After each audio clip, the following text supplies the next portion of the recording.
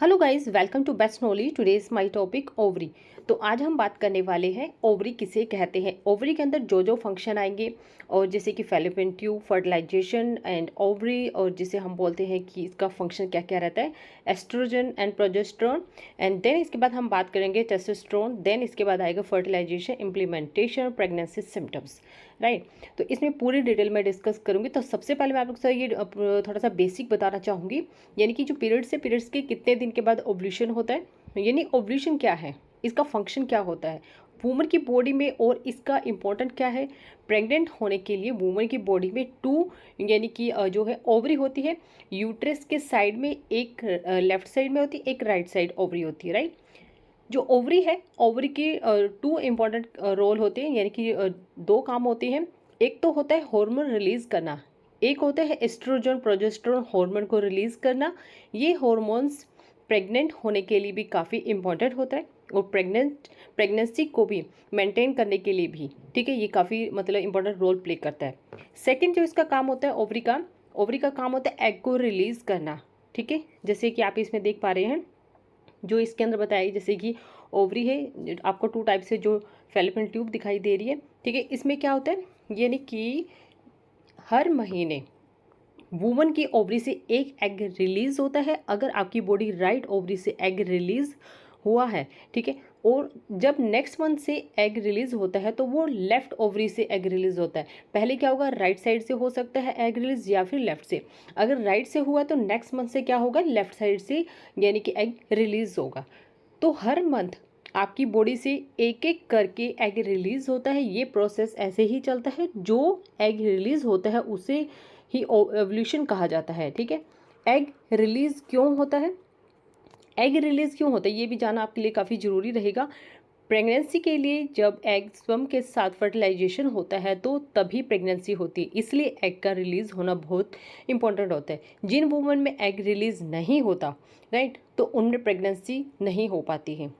ये तो बेसिक था। तो अभी मैं आप लोगों से जितना भी टॉपिक इसमें बताया है, तो इसमें हर चीज़ आपको मिलने वाली है। तो जितने भी इसमें टॉपिक आएंगे वन बाय वन करके आपको सर डिस्कस करूँगी, और मैंने बिल्कुल सिंपल इजी वे में बताया है, क्योंकि जितनी भी वूमन है कई बार उनको इंग्लिश में समझ नहीं आता, तो मैंने हिंदी में ट्रांसलेट करके अच्छे से उसको एक्सप्लेन करके बताया कि कैसे कैसे क्या क्या वर्क होता है, राइट। तो चलिए जान लेते हैं कि ओवरी क्या है। जैसे कि ये फर्स्ट टॉपिक आपको दिखाई दे रहा है, व्हाट इज ओवरी, ओवरी किसे कहा जाता है, ठीक है। जैसे इसमें आपको एक चार्ट भी दिखाई दे रहा है, इसमें क्या है, ओवरीज है, फैलोपियन ट्यूब रहेगा, फिम्ब्राई एंड ओवरी रहेगा, यूट्रस, कर्विस, वजाइना। ओवरी को अंडाशय के नाम से भी जाना जाता है, राइट। एक वुमन को कंसीव करने में ओवरी की जो इम्पोर्टेंट रोल होता है वो काफ़ी मतलब ज़रूरी होता है। ओवरी में से एक ही एग रिलीज होता है, यानी कि ओवरी में से एग बनते हैं, ठीक है, जो आगे स्पर्म के साथ फर्टिलाइज होते हैं, और फिर प्रेगनेंसी की जो प्रोसेस है आगे बढ़ती है। एस्ट्रोजन और प्रोजेस्टेरोन जो होता है वो क्या, हार्मोन को प्रोड्यूस करने भी ओवरी में ही इसका हेल्प होता है। जब एक वुमन प्रेग्नेंट होती है तो उस टाइम पर उसकी ओवरी का जो शेप है वो काफ़ी इंपॉर्टेंट होता है, कि उसका जो शेप है वो किस टाइप से हो चुका है, क्योंकि छोटी ओवरी में से एग की जितनी संख्या कम होती है, ठीक है, तो उतना ही जो ओवरी का जो प्रोसेस है उतना ही उसका फंक्शन अच्छे तरीके से भी होता है। तो ये जो ओवरी है, ओवरी का जो मतलब ये है कि जैसे कि अभी मैंने आप लोगों को भी बताया था, जो ओवरी है वो मतलब टू इम्पोर्टेंट काम करती है। एक तो होता है हार्मोन रिलीज करना, एक एस्ट्रोजन होता है, दूसरा प्रोजेस्टेरोन हार्मोन रिलीज करती है। ये हार्मोन प्रेग्नेंट होने के लिए काफ़ी इंपॉर्टेंट होता है, और प्रेगनेंसी को भी मेंटेन करने के लिए भी काफ़ी ज़रूरी होता है। तो सबसे पहले जैसे कि इसमें जो बताया कि जो हर महीने जो वूमन होती है उनके ओवरी से एक एग रिलीज होता है, ठीक है। अगर आपकी राइट ओवरी से एग रिलीज हुआ तो सेकंड टाइम क्या होगा, नेक्स्ट मंथ वो क्या करेगा, लेफ्ट ओवरी से एग रिलीज होता है। तो इस टाइप से ये प्रोसेस चलता रहता है। इसके बाद जो नेक्स्ट है, नेक्स्ट में ये है कि व्हाट इज फैलोपियन ट्यूब, ठीक है। फैलोपियन ट्यूब किसे कहा जाता है, फैलोपियन ट्यूब एग को अंडाशय यानी गर्भाशय से यूट्रस तक ले जाने के लिए एक जो मार्ग होता है उसका काम करता है। फैलोपियन ट्यूब के इंटरनली जो पार्ट होता है, बॉडी स्ट्रक्चर एग को यूट्रस की ओर तैरने और जो पोषक तत्व है उसकी आपूर्ति करने में भी काफ़ी हेल्प करता है। लेकिन फैलोपियन ट्यूब में किसी भी प्रकार की कोई भी अगर प्रॉब्लम आती है, प्रॉब्लम होने की वजह से वुमन को कंसीव करने में काफ़ी मतलब कि प्रॉब्लम को देखना पड़ता है, काफ़ी परेशानियों का सामना करना पड़ता है। अगर आपकी फैलोपियन ट्यूब सही तरीके से काम नहीं कर पा रही है, ठीक है, और कहीं ना कहीं कोई प्रॉब्लम आई है, तो उसका भी मतलब प्रेगनेंसी में काफ़ी प्रॉब्लम क्रिएट होती है। तो ये फैलोपियन का जो काम है इस टाइप से चलता रहता है। अगर नॉर्मल ओव्यूलेशन हो रहा है, ठीक है, तो जैसे एग है, एग जब रिलीज होता है तो उसका जो टाइम पीरियड यानी जो लाइफ होती है वो 24 to 48 आवर्स की लाइफ होती है, यानी कि 1 या 2 दिन की उसकी लाइफ होती है। वुमन की बॉडी में स्पर्म की अवेलेबल होना चाहिए ताकि वहाँ फर्टिलाइजेशन हो सके। ये जो ओव्यूलेशन का जो टाइम है, जिस टाइम पर आपका ओव्यूलेशन होता है, इसलिए इस टाइम को जानना काफ़ी ज़रूरी होता है। अगर आपने इसे मिस कर दिया तो वहाँ पर प्रेगनेंसी नहीं होती। तो फिर उसे नेक्स्ट मंथ यानी कि उसे मंथ में आपका जो पीरियड आता है, ठीक है, उसको देखना है कि ओव्यूलेशन पीरियड कितने दिन के बाद आता है। जिन लोगों की यानी कि जिन वुमन की इरेगुलर साइकिल होती है यानी पीरियड आने का फिक्स डेट नहीं होता, उन लोगों का क्या बताना भी काफ़ी मुश्किल होता है कि जिस वुमन को टाइम टू टाइम पीरियड आते हैं, मान लीजिए अगर आपकी जो पीरियड है वो 28 डेज पर पीरियड आ रहे हैं या 30 डेज पर पीरियड आ रहे हैं, तो इस टाइप से रेगुलर पैटर्न बना हुआ है, तो वहाँ पर बता पाना आसान हो जाता है कि पीरियड के कितने दिन के बाद ओव्यूलेशन होता है। जो नेक्स्ट मंथ यानी कि जो नेक्स्ट पीरियड आने वाला होता है तो उसके 14 डेज पहले ओव्यूलेशंस होता है। अगर आपके 28 डेज के साइकिल है या रेगुलर है तो 28 में से -14 कर दीजिए, तो वो आपका ओव्यूलेशन का टाइमिंग आ जाता है, राइट। इसके बाद नेक्स्ट आता है what are the stages of pregnancy. Pregnancy की जो स्टेजेस है वो कितने टाइप्स की होती है? वो 3 टाइप्स की होती है। कौन कौन सी? Ovulation, fertilisation, implantation. अभी आपको बताया था जो ओव्यूलेशन है वो किसे कहा जाता है, पूरा डिटेल में बताया, राइट। तो इसके बाद जैसे कि मैं आपको स्टेजेस 1 बाय 1 डिस्कस करूंगी। फर्स्ट जो इसमें आ जाएगी ओव्यूलेशन आ जाएगी। First stage of ovulation. Ovulation मासिक चक्कर का एक हिस्सा होता है। जब ओवरी से पका हुआ जो एग होता है वो रिलीज होता है तो उस कंडीशन को ओव्यूलेशन कहते हैं, और ये प्रोसेस हर महीने रिपीट होती रहती है, ठीक है। और इस समय पर जो वुमन के जो प्रेग्नेंट होने के जो चांसेस सबसे ज़्यादा अधिक होते हैं।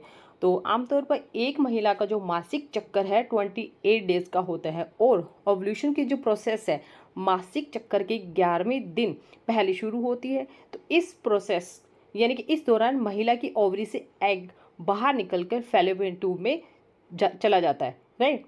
इसका नेक्स्ट आ जाएगी second stage of fertilization. Second stage कौन सी आ जाती है? फर्टिलाइजेशन। इसमें क्या होगा?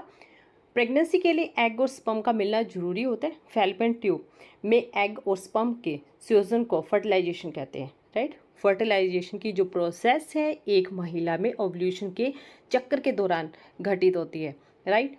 अगर ओव्यूलेशन के दौरान स्पर्म फैलोपियन ट्यूब में प्रेजेंट होता है तो एग उसके साथ निषेचित यानी कि फर्टिलाइज हो जाता है। हर महिला की बॉडी अलग अलग होती है, ठीक है, इसलिए ये जरूरी नहीं है कि हर महिला में जो पीरियड्स के टाइम है 10 डेज की यानी कि 10 दिन के बाद ही ओव्यूलेशन होगा।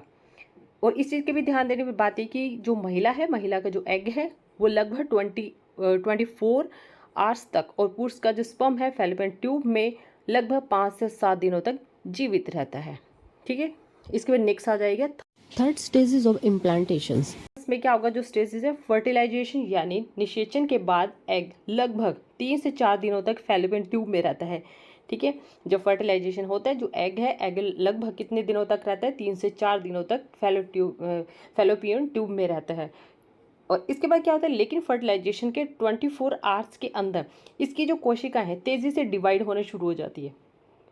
जब डिवाइड एग धीरे धीरे फैलोपियन ट्यूब के जरिए यूट्रस में चला जाने लगता है, जब वहाँ, ठीक है, जब एग डिवाइड होकर यूट्रस वॉल यानी कि गर्भाशय के अस्तर से जुड़ने लगता है तो इस प्रोसेस को इम्प्लांटेशन के प्रत्यारोपण भी कहते हैं।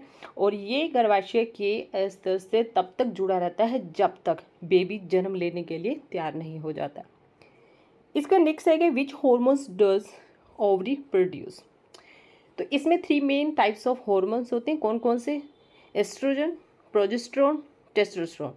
तो 1 बाय 1 करके इन पर भी डिस्कस करूंगी।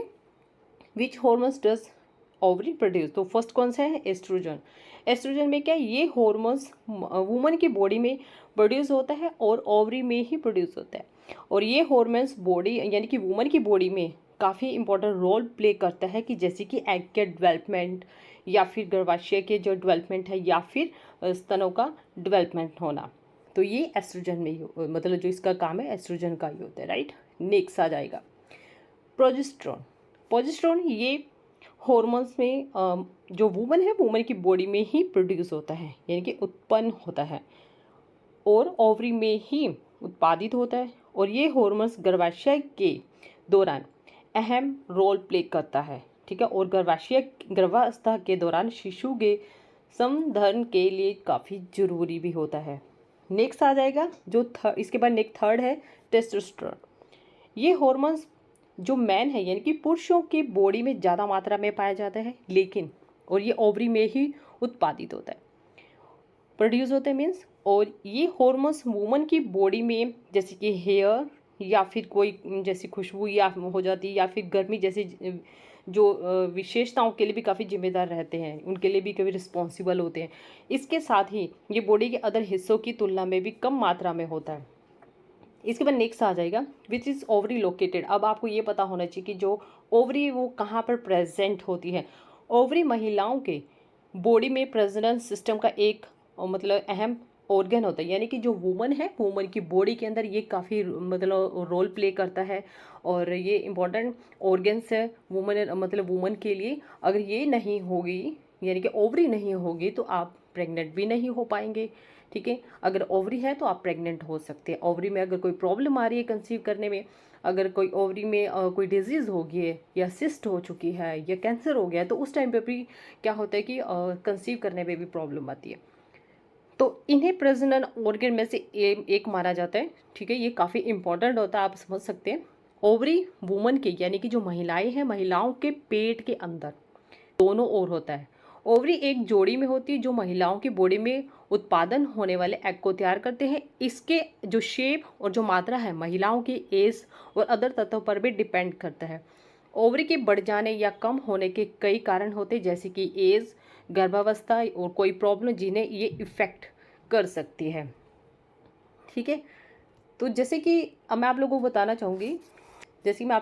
चाहूँगी जो आपका पिछला पीरियड अगर आया उसके 14 डेज़ के बाद ओव्यूलेशन होगा, ठीक है। अगर आपकी 30 डेज़ की साइकिल है तो 30 में से -14 कर दीजिए तो क्या होगा 16, मतलब जो पिछला पीरियड आया उससे करीब 16 डेज़ के बाद आपका ओव्यूलेशन होगा, राइट। जिन लोगों में पीरियड इरेगुलर रहते हैं उन लोगों में कौन कौन सा ऐसा दिन जिसमें प्रेगनेंसी होती है और कौन कौन से टाइम पर यानी कि वाइफ एंड हस्बैंड में जो रिलेशन बना रहे इससे प्रेगनेंसी नहीं होती है। और ये जो पीरियड टाइम होता है ये साइकिल चलते चलते 28-30 तक कंप्लीट हो जाती है।